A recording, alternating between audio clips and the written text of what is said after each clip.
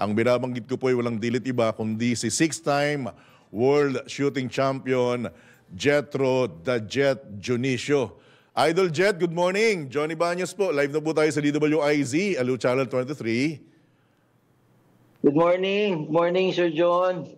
Kumusta? Happy New Year ho sa lahat ng nanonood. Happy New Year. At nakikinig din. Opo.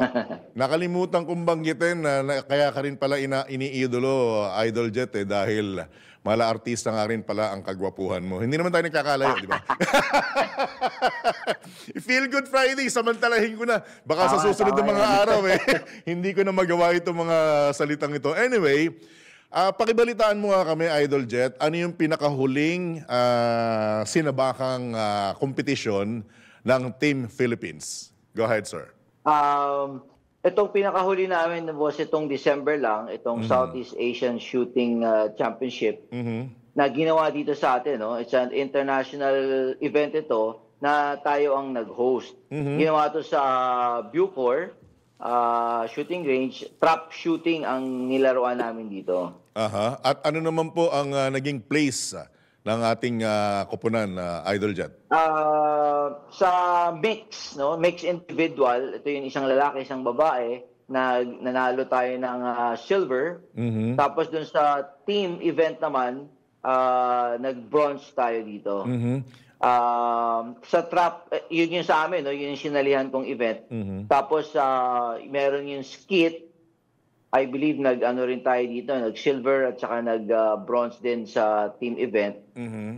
Tapos dyan, meron pang sa ibang location, kasi maraming event to na iba-iba, na sabay-sabay na ginanap. Ano? So yun yung mga ibang event na ginawa, yung mga sporting clay, meron tayong mga nag-champion dyan, saka nag-bronze din. Ano ang future, Idol Jet, ng Pilipinas pagdating sa World Shooting Championship? Kasi kung binabanggit ko nga kanina, 6 na beses kang naging champion. Sa world, hindi lang sa isang bansa, kundi sa world. Ano nakikita mong future? May sumunod na ba sa'yo or may sumusunod na ba sa yakap ng isang Jetro Dionisio? Meron po. Actually, ngayon marami tayong mga bata, no, na mga sumusunod sa atin, mga yapak, mga shooters ngayon. At meron ng mga junior world champion tayo ngayon. And ang isang maganda rito, no, meron tayong pinaghahandaan na isang world championship, no, for this year. Mga late this year, gaganapin ito sa South Africa. So lahat ng mga shooters natin ngayon, yan ang pinaghahandaan natin. Ito naman yung mga action, itong nakikita nyo sa video ngayon, yung pistol shooting. Kasama ka dyan? Pinaghahandaan na World Championship. Kasama ka dun sa susunod na, sa latest na gaganaping World Shooting Championship? Yes, oo. I think meron lang mga ilang competition na parang kailangan salihan. But hopefully, makasali din po ako dyan. Alright, nakikita ko sa videong ipinadala mo na shotgun na ang ginagamit mo. Bakit? Wala na bang challenge sa'yo ang pistol? Para lang ika nga makapag-venture ka sa ibang klase ng barel? Anong reason behind this, Idol? Actually, nanggaling naman ako dyan, shotgun naman ako noong year 2000 hanggang 2008. Ano? Kung nakita nyo rin kasi yung video, yung shotgun kasi na competition, very challenging for me. Although wala siyang galawan na mga takbuhan. Stationary lang ba siya? Stationary lang siya. Alright. Ibang klaseng laro naman to. Parang, tawag dito, parang perfection game. Ano? So, kailangan mong i-perfect yung mga binabaril mo as much as possible. Wala kang imi-miss. No? At saka yun na nga, siyempre, medyo matagal na tayo dito. Nagkakaedad na rin tayo. So, medyo less movement. ko rin yung mga galaw-galaw ng less konti. movement. Alright.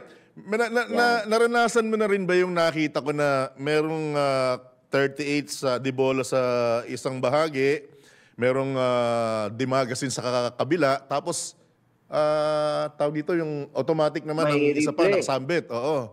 Yes, may replay siya na lever action na tinatawag. Nasalihan ko to. Ang tawag dito yung mga cowboy shooting. Kaya lang, ang nasalihan ko dito hanggang pistol lang. Yung pabilisan ng ng draw at saka putok galing sa holster, no? Ang world record dito is 0.21 of a second. Ooh. Para mabunot mo yung baril mo at maputok mo yung target at tamaan. Yun.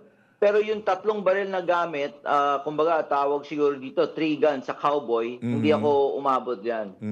Hanggang doon lang ako sa pistol. Alright, yung pagiging, paki-educate mo nga kami, Idol Jet, yung bang pagiging 6-time world shooting champion mo is nasa world record, nasa Guinness na ba yan? Alam mo, hindi ko talagang na-subaybay or kumbaga na verify, na check talaga kung nasa Guinness World Record, no? Pero tayo ang kumbaga unang Asian na nagawa ito nung 1990s, no? Kung maano pa sa memory ko, yung pinakauna ko is 1990, no? Kaya yun, hanggang ngayon, di ko makakalimutan yan. At ang training mo, dito mo ba ginagawa or kinakailangan mong dumayro sa mismong pangdarausan ng World Shooting Championship para ika ngay magamay mo yung area? Yes, noong mga panahon na yon, ang mga laban na to kasi sa Amerika ginawa, no? Sa LA at saka sa Colorado. So, medyo maaga tayo nagpunta dyan para ma-acclimatize yung katawan natin. At talaga naman medyo nagtatagal din tayo ng matagal sa Amerika para mag-training, no? Kasama ko yung daddy ko, which is my coach also. So, kalamitan doon tayo nagtitraining na sa lugar kung saan gaganapin yung laban. Opo. Ang binabanggit po nila kaya maraming nadidismaya sa gun sport is kagaya ko na magastos, Idol. Ang bala, ang maintenance, lalo na yung unit. Well, pwede, no? Pwede natin masabing magastos to, no? Although yung unit naman, kumbaga one time lang natin bibilihin, meron lang wear and tear na mangyayari in between ng mga practice, sa training, sa laban. Depende na yan kung gaano kakalimit mag-training, ano.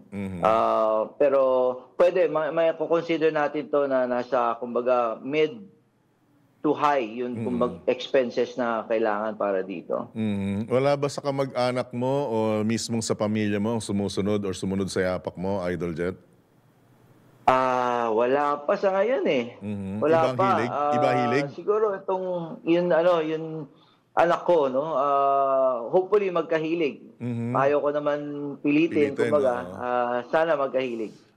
Anong sikreto ng isang Jetro Dionisio para ika ngay manatili ang galing sa pagputok at saka ma-maintain yung good health bilang kaakibat ng mahirap na sport na ito, Idol Jet?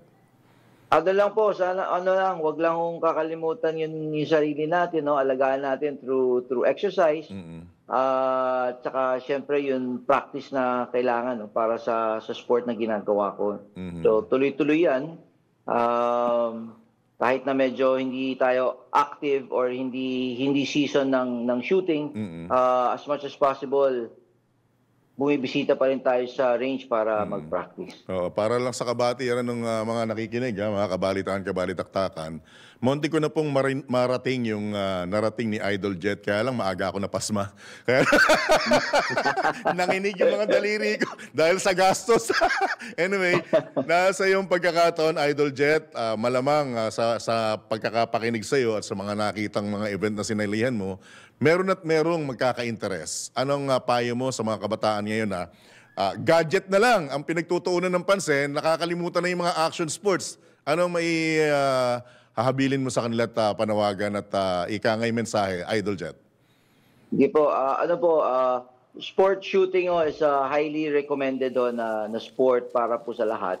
At saka itong sport po na to, wala akong pinipiling matangkad na advantage dito, no? Kaya nakikita po natin marami yung Pilipino na nagiging champion dito. So, basta interesado kayo, pumasyal kayo sa mga nakita niyo ng mga shooting range, no?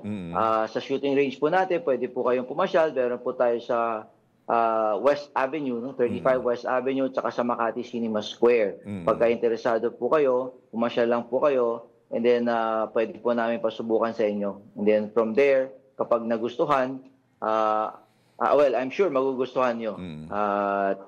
pag na-experience nyo, siguradong matutuwa po kayo. Wala namang late age, ano? Wala namang age limit hanggat kaya? Wala. Meron pa nga mga category niya. May senior, may super senior, meron pang grand senior na tinatawag. So hanggang kahit 80, pwede kayo sumali.